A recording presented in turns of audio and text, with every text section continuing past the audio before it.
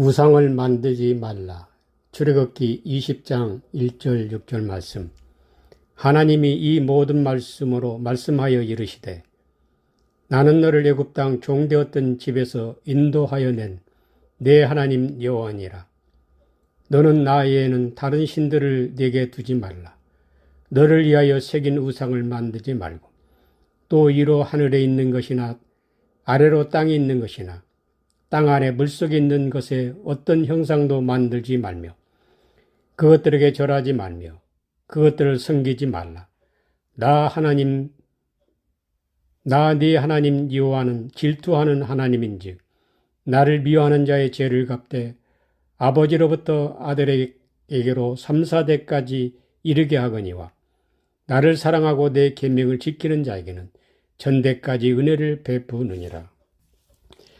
하나님의 십계명이라는 언약의 말씀이 선포되고 있는 순간은 시간적으로는 이스라엘 백성들을 애굽에서 인도해 내신 후에 선포하셨습니다.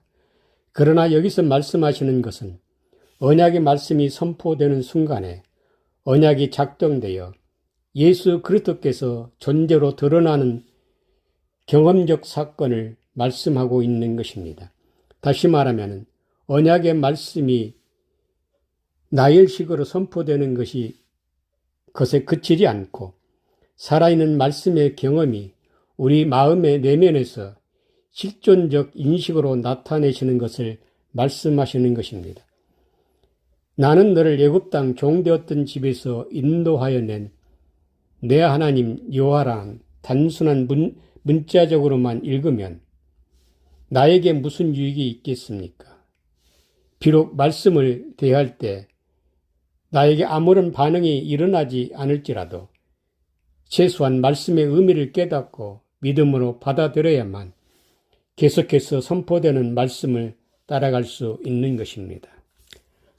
나는 너를 애굽 땅 종되었던 집에서 인도하여 낸 하나님 여호와라는 이 말씀이 선포되는 순간 언약이 작동되는 것이며 십자가와 세례 사건이 동시에 일어나는 구원 사건이 나타나야 하는 것입니다. 여기서 인도하여 야차는 나가게 하다, 끌어내다, 구원하다, 생산하다, 나타난 등의 의미입니다. 그리고 구원자가 하나님 여호와란 말씀을 강조하신 것은 온전한 상태의 구원을 말씀하시는 것입니다. 다시 말하면 애굽 땅에서 율법의 종되었던 우리 육신 안에서 우리가 인식하지 못하고 잃어버렸던 나와 둘이 한 몸으로 창조되었던 속사람이신 예수 그리스도께서 살아나셨다는 말입니다. 우리 안에서 예수 그리스도께서 존재로 나타나셨다는 것입니다. 우리의 영혼이 이 말씀에서 나의 속사람 예수 그리스도께서 나타내심을 인식한다면 우리에게 언약이 작동된 것입니다. 내가 애굽이라는 율법의 종에서 예수 그리스도의 나타나심과 함께 나도 새 사람으로 해방된 것입니다. 비록 불꽃 같은 예수 그리스도의 실존적 체험이 없어도 말씀을 믿고 순종해야 할 것입니다. 나는 너를 애굽 땅 종되었던 집에서 인도하여 낸 내 하나님 여호와니라. 이 말씀은 십자가 대속의 은혜로 구원 얻었다 말하는 오늘날 교회이기도 합니다. 이것은 또한 의롭다 함을 얻은 칭의이기도 합니다. 우리는 항상 잊지 말아야 할 것은 나의 한 육체 안에 두 존재, 겉사람인 나와 속사람이신 나의 반쪽이신 예수 그리스도와 한 몸으로 존재한다는 것을 말입니다. 그래서 애굽이라는 미츠라임은 쌍수로 요새 성체 둘러싸인 두 겹의 애굽 땅, 두 속성 또는 구속사적으로는 애굽 땅 안에 적과 꿀이 흐르는 가나안 땅인 예수 그리스도께서 거하시는 땅이라는 의미가 있습니다. 애굽 땅 종되었던 곳에서 인도하셨다는 것은 에베소 2장 5절에 허물로 죽은 우리를 그리스도와 함께 살리셨고 너희가 은혜로 구원을 얻은 것이라는 말씀과 같은 구속사적인 사건인 것입니다. 그러나 우리가 알아야 할 것은 하나님 항상 온전한 상태로 구원을 선포하시지만 우리의 신앙과 믿음이 구원의 안전한 상태, 예수 그리스도를 온전히 인식하지 못합니다. 그럼에도 불구하고 하나님이 모든 죄를 사하시고 너희가 은혜로 구원을 얻었다 하셨으니 의심 말고 믿으면 구원이라는 어처구니 없는 말을 함으로써 영혼을 병들게 하고 있습니다. 저 역시 그런 경험을 했기 때문에 말하는 것입니다. 하나님께서는 내 안에 온전하신 상태로 예수 그리스도를 살려내셨습니다. 그러나 우리의 신앙은 그 상태를 인식하지 못하고 있습니다. 그것을 겸허히 인정하고 말씀이 인도하시는 대로 순종하며 지켜내야만 구원을 이루어낼 수 있습니다. 출애굽기 5장 1절 2절 말씀. 그 후에 모세와 아론이 바로에게 가서 이르되 이스라엘 하나님 여호와께서 이렇게 말씀하시기를 내 백성을 보내라. 그러면 그들이 광야에서 내 앞에 절기를 지킬 것이나 하셨나이다. 바로가 이르되 여호와가 누구이기에 내가 그의 목소리를 듣고 이스라엘을 보내겠느냐? 나는 여호와를 알지 못하니 이스라엘을 보내지 아니하리라. 모세와 아론이 바로에게 가서 이스라엘 하나님 여호와께서 내 백성을 보내라 하셨으니 내 백성을 보내라 전했습니다. 바로의 반응은 여호와가 누구이길래 내가 그의 목소리를 듣고 이스라엘을 보내기는 나는 여호와가 누구인지 알지 못하니 이스라엘을 보내지 못하겠다고 말했습니다. 여기서 중요한 것은 여호와가 누구이길래 이스라엘을 보내겠느냐는 나는 여호와를 알지 못해서 보내고 싶어도 보낼 수 없다는 말입니다. 여호와라는 지존자, 영원한 자, 하야에서 유리한 존재하다, 생기다, 쪼개다, 떨어지다 등의 의미입니다. 하나님께서 내 백성을 보내라는 명령은 그 시대 바로에게뿐 아니라 오늘날 우리에게도 똑같은 명령인 것입니다. 하나님께서 말씀하시는 내 백성은 역사적으로는 이스라엘 선민을 말하지만 여기서 내 백성은 우리 안에 예수 그리스도를 가리키는 말씀입니다. 여호와는 스스로 있는 자, 스스로 존재하는 자라는 의미가 말씀하셨듯이 예수 그리스도는 내 안에 이미 나와 둘이 한 육체 안에 존재하셨던 것입니다. 오늘날 교회는 하나님의 백성이신 예수 그리스도를 내 안에 해방시켜 드렸습니까? 아니면 그저 예수님의 은혜로 내가 구원 얻었다는 얄팍한 신앙이 머물러 있습니까?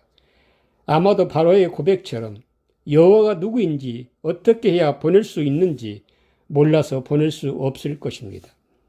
하나님께서는 내 백성을 보내라는 말씀 속에는 언약의 말씀을 들으라는 의미입니다. 나는 너를 애굽 땅 종되었던 집에서 인도하여 낸 하나님 여호와라는 말씀이 언약이 작동되는 말씀이며 우리 안에서 예수 그리스도를 존재케 하였다는 말씀입니다.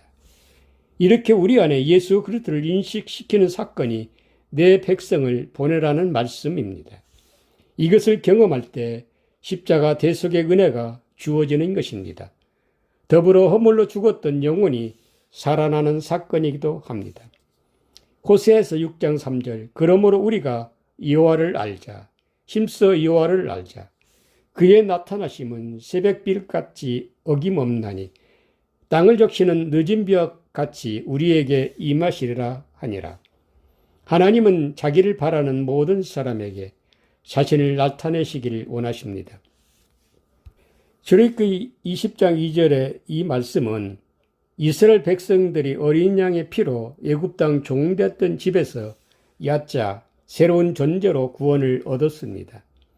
이는 신약에서 예수 그리스도의 십자가 대속의 피로 말미암아 우리가 원죄가 사함받고 새로운 신분 예수 이름을 넘겨받았습니다. 이는 구원의 완성이 아니라 대속 제물이신 예수 이름을 디돔이 선물로 넘겨받아서 예수로 자라나야 하는 신앙의 출발인 것입니다. 하나님께서는 우리를 애굽 땅 종됐던 곳에서 인도해 내시고 하나님 외에 다른 하나님을 섬기지 말고 자기를 위하여 어떤 형상의 우상도 만들지 말며 그것들을 절하며 섬기면 질투하시는 하나님이 아버지로부터 아들에게까지 3, 4대 이르러 죗값을 치러야 한다고 말씀하십니다. 그러나 하나님을 사랑하고 계명을 지키는 자에게는 천대까지 은혜를 베푸신다 하셨습니다. 우리는 어떻게 신앙생활을 하여야 하나님을 사랑하고 계명을 지켜서 천대에 이르러 은혜를 받을 수 있습니까? 하나님의 어떤 형상의 우상도 만들지 않으면 하나님을 사랑하고 계명을 지키는 것입니까? 아닙니다. 구원은 예수 그리스도를 인식하여 예수 그리스도의 존재 상태가 되는 것이 구원입니다. 이것이 구원의 현실입니다.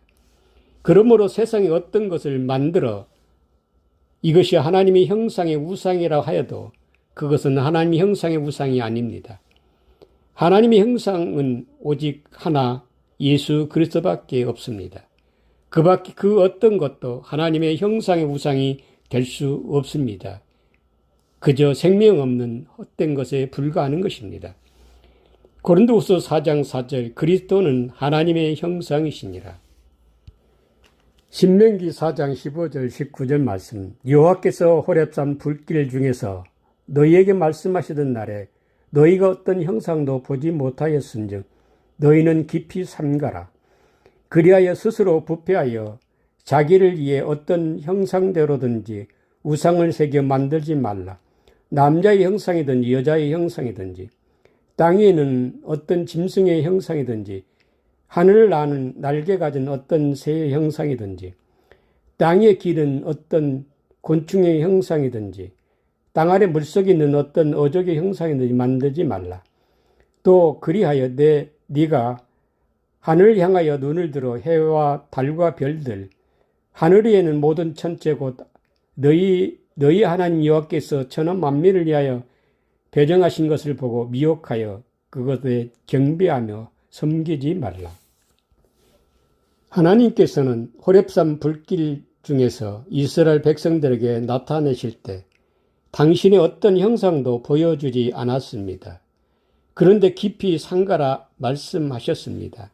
깊이 삼가라는 깊이는 메오드, 심히, 대단히, 지극히란 의미이며 삼가라는 사마르는 지키다, 준수하다, 보호하다, 보존하다는 말입니다. 하나님께서는 당신의 형상을 보여주시지도 않고 무엇을 지극히 보호하고 지키라는 말씀입니까? 신명기 5장 24절에 말하되 우리 하나님 여호와께서 그의 영광과 위엄을 우리에게 보이심에 불 가운데서 나오는 음성을 우리가 들었고 하나님이 사람과 말씀하시되 그 사람이 생존한 것을 오늘 우리가 보았나이다.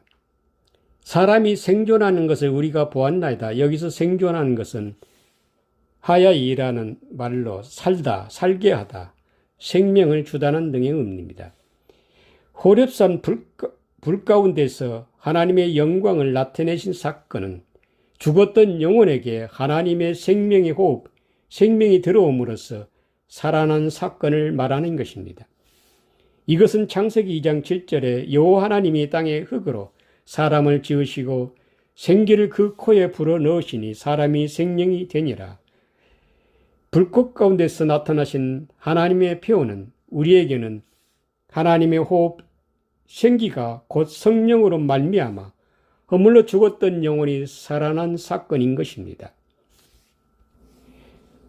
너희가 어떤 형상도 보지 못하였은즉 너희는 깊이 삼가라는 이 말씀은 하나님께서 사람을 창조하시고 심히 좋았다란 하나님의 호흡으로 살아난 너희는 그리스도의 생명을 보호하고 지키고 보존케 하라는 말씀입니다. 그러나 호렙산에서 살아난 영혼은 허물로 죽었던 영혼이 살아남으로써 그때 비로소 예수 그리스도와 둘로 분리되어 나누인 것을 깨닫게 되는 것입니다. 그러므로 영생이신 그리스도의 생명을 내 안에서 나누어서 반대편에 거하시는 것을 알게 되는 것입니다. 호렙산 불길 중에 타이크는 중간, 가운데, 절단하다, 이등분, 절반, 사이에 등의 의미가 말하듯이 불꽃이라는 예시는 그리스도의 생명을 표현하는 것입니다.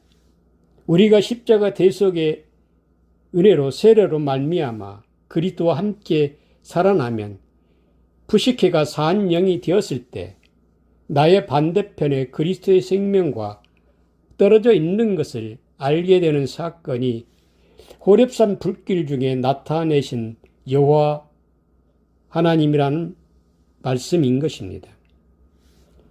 하나님께서 우리의 영혼을 살려주시고 더불어 나의 속사람 그리스도의 생명을 인식하게 하셨습니다. 그리고 힘이 좋았다라는 그리스도의 생명을 깊이 삼가 보존케 하라 하셨습니다. 다시 말하면 그리스도의 부활의 생명을 보게 하시고 그 그리스도의 생명을 지켜 보존케 하라는 것입니다. 그러나 우리는 대속의 은혜로 죽었던 영혼이 살아나서 속사람 그리스도의 생명을 인식하였지만 아직 그리스도의 부활의 생명과 연합하여 한 몸을 이루지 못했습니다. 그러면 우리는 어떻게 하여야 하나님께서 보존하라는 그리스도의 생명과 연합을 이루어낼 수 있습니까? 하나님께서 금하신 자기를 위해 형상의 우상을 만들 수밖에 없는 것입니다. 오늘 교회는 자기를 위하여 어떤 형상의 우상도 만들지 말라 하셨으니 세상의 어떤 것도 하나님처럼 믿고 섬기면 우상 숭배라고 말합니다. 그러나 여기서 말하는 형상의 우상은 세상의 어떤 것들을 말하는 것이 아닙니다. 우리가 애굽 땅 종되었던 집에서 해방되었습니다. 이는 십자가 대속의 은혜로 구원을 얻었다는 말입니다. 이렇게 대속의 은혜로 얻은 구원은 예수 이름을 선물로 넘겨받은 것입니다. 예수 이름으로 구원을 이루라고 말합니다. 그러면 어떻게 예수를 장성하게 양육할 수 있습니까? 율법에서 예수 복음으로 해석해서 나를 예수로 세우는 것입니다. 이러한 구원의 과정이 나를 위해 형상의 우상을 새겨 만드는 것입니다. 신명기 4장 16절 19절의 내용들은 창세기 1장에서 하나님께서 말씀으로 전지 만물을 창조하신 사건들입니다. 이것은 하나님의 말씀을 형상화한 것입니다. 다시 말하면 이러한 피조물은 하나님의 형상의 우상들인 것입니다. 이러한 하나님의 말씀으로 창조된 피조물을 다시 형상의 우상을 만들면 하나님의 형상이신 예수 복음이 도출되는 것입니다. 다시 말하면 예수 복음의 문자들이 하나님의 형상의 우상이라는 말입니다. 율법에서 예수 복음으로 해석해서 나를 하나님의 형상이신 예수로 세우는 것이 하나님의 형상의 우상을 만드는 것이 되는 것입니다. 그러나 나를 하나님의 형상이신 예수로 건축해서 이 상태가 구원이라고 머물러 있으면 정말 우상에게 절하고 섬기는 우상 숭배가 되는 것입니다. 그러나 나를 예수로 양육해서 내 안에 그리스도 부활을 믿고 하나님께 산 제물로 드려서 내 안에 그리스도 부활과 연합되면 그 상태가 천대까지 은혜가 임하는 것입니다. 그러나 나를 하나님의 형상이신 예수 그리스도의 형상으로 아사 만들면 하나님의 질투가 3, 4대까지 이르게 된다고 말합니다. 나를 예수로 세우는 과정이 너를 위해 새긴 우상을 만드는 것이 되는 것입니다. 그러면은 하나님은 질투하셔서 아버지로부터 아들에게로 3, 4대 이렇게까지 죄를 갚으신다고 말씀하시는 것입니까? 신명기 4장 16절에 그리하여 스스로 부패하여 자기를 위하여 어떤 형상대로든지 우상을 새겨 만들지 말라. 여기서 그리하여 패는 하지 않기 위하여 하지 않도록, 또 스스로 부패하여 사하트는 부패하다, 멸망하다, 형상이라는 세멸은 담다, 형상, 이미지라는 의미입니다. 그리고 우상, 태문하는 닮은 것, 또 만들지 말라는 아사는 행하다, 만들다, 이루어지다, 창조하다는 의미입니다. 이 말씀의 의미는 스스로 부패하여 멸망하지 않기 위해서는 하나님의 형상이신 예수 그리스도의 닮은 형상의 우상을 아사, 만들고 창조해서 하나님의 질투심을 일으켜 3, 4대에 이르기까지 죄값을 치러야만 구원에 이르게 된다는 것입니다. 우리는 십자가 대속의 은혜로 모든 죄가 사함받고 구원 얻었다고 말하지만 원죄에서만이 구원 얻었을 뿐 우리의 죄 문제는 해결되지 못했습니다. 그래서 애굽에서 나온 이스라엘 백성들에게 죄를 없이 하는 무교병을 7일 동안 먹도록 하였습니다. 이것은 신약에서 주의 몸과 피에 참여하는 성찬 예식을 말합니다. 요한복음 6장 50절 51절 이는 하늘에서 내려오는 떡이니 사람으로 하여금 먹고 죽지 아니하게 하는 것이니라. 나는 하늘에서 내려온 살아있는 떡이니 사람이 이 떡을 먹으면 영생하리라. 내가 줄 떡은 곧 세상의 생명을 위한 내 살이라 하시니라. 예수 그리스도의 살과 피를 먹고 마시는 것은 율법에서 예수 복음으로 해석해서 나를 예수로 양육하는 것을 말합니다. 이것이 하나님의 형상의 우상을 아사, 만들고 창조하는 것입니다. 이것은 또한 대속의 은혜로 우리가 예수 이름을 선물로 받아서 나를 예수로 건축하는 과정, 제삼 받게 하는 회개의 세례인 것입니다. 회개의 세례는 율법의 죄의 수건에 가려진 나의 옛사람을 예수 복음으로 해석되면 겉사람은 죄의 수건에 벗겨지면서 속사람 예수 그리스도께서 드러나시는 것입니다. 이렇게 예수 그리스도를 인식할 수 있는 이미지가 드러나는 것이 하나님의 형상의 우상을 만드는 것입니다. 창세기 2장에서 첫째 아담이 하나님께서 만드신 창조하신 피조물에게 각종 이름을 부여하는 것이 율법에서 예수 복음을 도출해내는 사건을 말합니다. 이렇게 도출된 이름들이 하나님의 형상의 우상 예수 복음인 것입니다. 출애굽기 2장 20장 5절에 그것들에게 절하지 말며 그것들을 섬기지 말라. 그것은 하나님을 미워하는 행위라는 것입니다.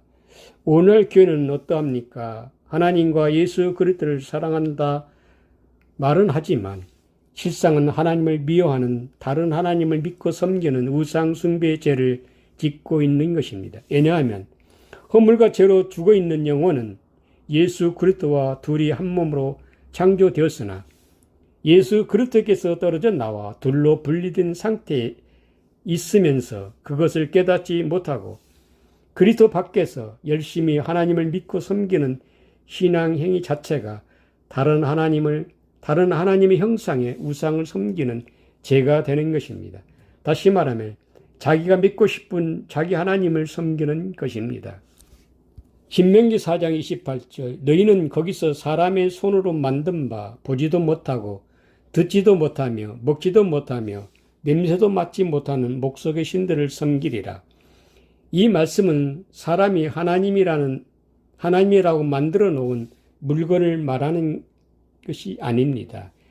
내가 하나님을 보지도 듣지도 인식하지도 못하는 그 신앙 상태가 다른 하나님을 섬기는 것이 되는 것입니다. 다시 말하면 우리 이름으로나 하나님을 사랑할 수 없습니다.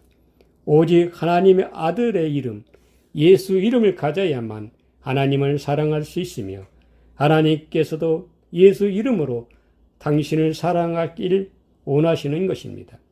그래서 여호와 이름을 망령되이 부르지 말라 하신 것입니다. 그러므로 십자가 대속의 은혜로 말미암아 예수 이름을 선물로 받아야만 하는 것입니다. 율법에서 예수 복음으로 창출해낸 것이 너를 위해 하나님의 형상이신 예수 그리스도의 형상의 우상을 아사 만들어 창조하였습니다. 형상의 우상은 예수 복음의 말씀을 의미하는 것입니다. 그리고 그것들에게 절하며 섬기지 말라는 것은 우리가 구원을 얻으려면 하나님의 형상인 예수 복음이 말하는 것을 지켜 순종해야만 합니다. 예수 그리스도께서 율법에서 하나님의 형상의 우상인 예수 복음을 아사 만들어 내시고 그 말씀이 요구한 바를 순종하여 지켜내심으로써 천대에 이르는 영원한 생명을 얻으셨습니다. 그러나 그 십자가 과정에서 말하듯이 율법의 저주를 받으셨습니다. 그것들은 예수 복음으로 구원을 이루어내지 못하면 예수 복음을 형상의 우상에게 예배하고 섬기는 종이 되고 마는 것입니다. 예수 복음으로 구원을 이루어내지 못하는 것은 하나님을 미워하는 것이며 하나님의 질투를 멀리하는 것입니다. 하나님의 질투는 죄를 깨닫게 하는 율법의 요구를 말합니다. 다시 말하면 우리가 구원을 얻으려면 율법에서 하나님의 형상이신 예수 그리스도의 형상의 우상 예수 복음을 아사 만들어 창조해내서 그 예수 복음이 요구한 바를 순종하여 지켜내는 것입니다. 이 과정이 예수 그리스도의 율법의 저주, 십자가의 사역이며 우리에게는 제삼 받게 하는 회개의 세례인 것입니다. 율법의 죄 수건에 가려진 내 속사람 예수 그리스도를 드러내려면 나의 옛사람의 죄의 수건이 벗겨져야 하는 것입니다. 이 과정이 죄의 고통과 죄의 아픔을 경험하게 되는 것입니다. 이러한 과정이 하나님의 질투라 말하는 것입니다. 고린도후서 4장 16절 17절 그러므로 우리가 낙심하지 아니하노니 우리의 겉사람은 낡아지나 우리의 속사람은 날로 새로워지도다. 우리가 잠시 받은 환난에 경한 것이 지극히 크고 영원한 영광 중한 것은 우리에게 이루게 함이니. 히브리서 12장 5절 11절 또 아들들에게 권하는 것 같이 너희에게 권면하신 말씀도 잊었도다 일렸으되 내 아들아 주의 징계하심을 경히 여기지 말며 그에게 구질함을 받을 때 낙심하지 말라. 주께서 그 사랑하신 자를 징계하시며 그가 받으시는 아들마다 채찍질 하였으니 너희가 참으면 징계를 받기 위함이라.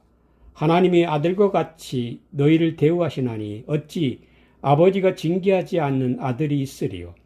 징계는 다 받는 것이오늘 너희에게 없으면 사정자여 친아들이 아니니라. 또 우리 육신의 아버지가 우리를 징계하여도 공경하였거든 하물며 모든 영의 아버지께 더욱 복종하며 살려 하지 않겠느냐. 그들은 잠시 자기의 뜻대로 우리를 징계하였거니와 오직 하나님은 우리의 유익을 위하여 그의 거룩하심에 참여하게 하시느니라. 무릇 징계가 당시에는 즐거워 보이지 않고 슬퍼 보이나 후에는 그로 말미암아 연단받은 자들은 의와 평강의 열매를 맺느니라. 잠언 3장 11절 12절 내 아들아 여호와의 징계를 경히 여기지 말라. 그 구절함을 싫어하지 말라. 대저 여호와께서 그 사랑하신 자를 징계하시기를 마치 아비가 그 기뻐하는 아들을 징계함 같이 하시느니라. 하나님께서는 사랑하는 아들을 질투하시고 징계하시는 것일까요? 하나님의 징계와 질투는 율법의 죄의 수건을 벗겨서 우리 안에 당신의 아들 예수 그리스도를 인식시키고 드러내게 하기 위해서입니다. 이렇게 하는 것이 하나님의 구원의 방식입니다. 다시 말하면 말씀을 깨닫게 하는 것이 하나님의 질투이며 징계인 것입니다. 물론 삶 속에서 육신과 환경을 통해 고난도 올 수 있습니다. 그러나 이 모든 것도 죄의 아픔을 경험하는 과정일 뿐입니다. 욥의 고난처럼 말입니다. 그처럼 내 안에 그리스도 부활과 연합하기 위해서는 불같은 연단이 올 수밖에 없습니다. 신명기 4장 20절 여호와께서 너희를 택하시고 너희를 새 풀무불 곧 애굽에서 인도하여 내사 자기 기업의 백성을 삼으신 것이 오늘과 같아도 우리는 십자가 대속의 은혜로 구원을 얻었을 뿐 애굽의 새 풀무의 경험은 하지 못했습니다. 율법의 옛사람에서 건진받은 사건이 그처럼 두렵고 떨림의 구원 사건임을 말하는 것입니다. 이제 대속의 은혜로 원죄로부터 건져내시고 율법의 죄를 의미하는 새 풀무불에 죄의 수건이 벗겨지는 과정이 하나님의 질투, 제사함 받게 하는 회개의 세례인 것입니다. 나를 미워하는 자의 죄를 갚되 아버지로부터 아들에게로 3, 4대까지 이르게 한다는 말씀은 무슨 말입니까? 죄를 갚는다는 말은 죄를 찾아낸다는 말이며 죄를 들추어내서 죄를 고발한다는 말입니다. 신명기 4장 24절 내 하나님 여호와는 소멸하는 불이시요 질투하시는 하나님이시니라. 이 말씀은 죄가 찾아지고 깨달아지면 그 순간 죄가 소멸된다는 말입니다. 이렇게 하나님은 죄를 찾으시는 질투의 하나님이십니다. 죄가 찾아지고 발견되면 그 순간 죄를 소멸시켜 주시는 하나님이십니다. 아버지로부터 아들에게로 3, 4대까지 죄를 갚는다는 말씀은 구속사의 서정을 말합니다. 인간은 하나님 앞에 누구나 자기가 자기에게 조상의 시조가 됩니다. 그러므로 구원은 나로부터 출발해서 나로 마침이 됩니다. 하나님의 생명을 부모로부터 상속받을 수 없으며 나의 구원도 내 후손에게 물려줄 수 없습니다. 인간은 누구나 하나님의 아들의 생명은 각 사람에게 하나뿐입니다. 그러므로 하나님의 아들의 생명이 다른 사람에게 옮겨갈 필요도 없는 것입니다. 이것은 또한 각 사람의 죄가 부모로부터 유전되는 것도 아니며 후손에게 전가되는 것도 아닙니다. 각 사람의 죄는 각자 자신이 해결해야 할 몫입니다. 그러므로 본문에서 말하는 죄가 3, 4대까지 이르게 한다는 말은 각 사람에게 주어진 구속사의 과정을 말하는 것입니다. 창세기 15장 13절 16절 여호와께서 아브라함에게 이르시되 너는 반드시 알라 내 자손이 이방에서 객이 되어 그들을 섬기겠고 그들은 400년 동안 내 자손을 괴롭히리니 그들이 섬기는 나라를 내가 징벌할지니 그 후에 내 자손이 큰 재물을 이끌고 나오리라. 너는 장수하다가 평안히 조상에게로 돌아가 장사될 것이요 내 자손은 4대 만에 이 땅으로 돌아오리니 이는 아모리 족속의 지약이 아직 가득 차지 아니함이라 하시더니 창세기 2장 7절에 여호와 하나님이 땅의 흙으로 사람을 지으시고 생기를 그 코에 불어넣으시니 사람이 생명이 되니라. 이 사건은 아담뿐만 아니라 모든 각 사람이 십자가 대속의 은혜로 말미암아 죽었던 영혼이 살아난 사건을 말합니다. 이 사건은 나의 진실된 경험이었습니다. 그러므로 자신 있게 말할 수 있습니다. 십자가 대속의 은혜 그리스도와 함께 살아남을 경험하는 것은 이론이 아닙니다. 실존적 사건입니다. 최초의 아담을 살리셨던 그 하나님은 이 순간도 당신이 원하는 사람을 살려내십니다. 하나님께서 아담을 지으시고 그의 돕는 배필 여자를 창조하기에 말씀으로 창조하신 피조물에게 이름을 부여하게 하셨습니다. 그리고 그 이름들 곧 율법에서 예수 복음을 도출해서 그 예수 복음으로 여자를 창조하셨습니다. 이것은 율법의 남편이며 율법의 아버지에서 예수 복음으로 아내가 창조되었습니다. 이는 율법의 남편 아버지가 1세대이며 아내 탄생이 2세대가 되는 것입니다. 그리고 남편과 아내는 부모가 되며 둘이 한 몸이 되면 하나의 아들 인자가 탄생하는 것입니다. 인자가 시가진 남자 그리스도를 의미합니다. 하나님 아들 인자 남자가 3세대가 되는 것입니다. 창세기 2장 24절에 이러므로 남자가 부모를 떠나 그의 아내와 합하여 둘이 한 몸을 이룰지로다. 에베소서 5장 31절 32절에 그러므로 사람이 부모를 떠나 그의 아내와 합하여 그 둘이 한 육체가 될지니 이 비밀이 크도다. 나는 그리스도와 교회에 대하여 말하노라. 우리가 십자가 대속의 은혜로 예수 이름을 선물로 받으면 율법의 남편, 율법의 아버지, 내가 나에게 조상이 되는 것입니다. 이 신분이 1세대이며 이제 율법에서 예수 복음을 해석해서 말씀이 육신이 된 예수로 인식되면 속사람 예수 그리스도 안의 탄생이 2세대입니다. 예수로 창조된 나를 산 제물로 드리는 것이 예수 생명의 씨 가진 남자 곧 인자, 내가 내 안에 하나의 미랄로 넘겨집니다. 이것이 남자가 부모를 떠나는 3세대를 말합니다. 이제 내 안에 던져진 그리스도의 생명의 씨가 그리스도 부활로 나타난 자리가 4대가 되는 것입니다.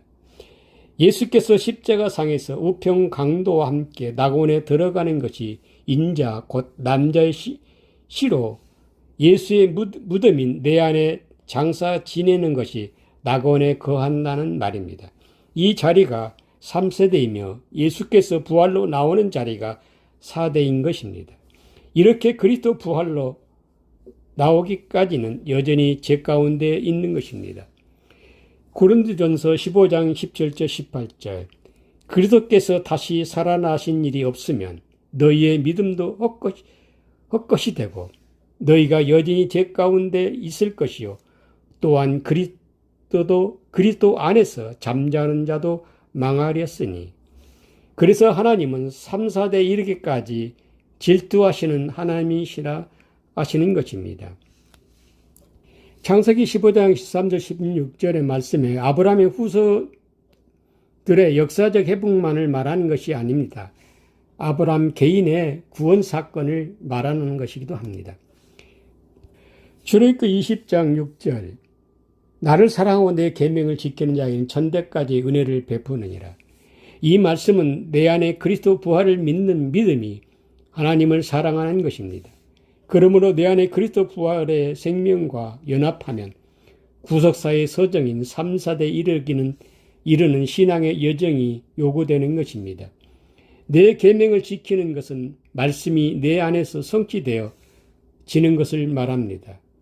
그리고 천대까지 은혜를 베푸신다는 말은 그리스도의 영원한 생명, 영생과 연합을 이루게 된다는 것을 말합니다. 그래서 그 아내와 합하여 한 몸을 이루라는 하나님의 엄중한 명령인 것입니다. 여기서 그 아내는 예수 안에 그리스도 부활을 말하는 것입니다. 하나님 아버지와 우리 주 예수 그리스도 은혜가 있을지어다. 아멘.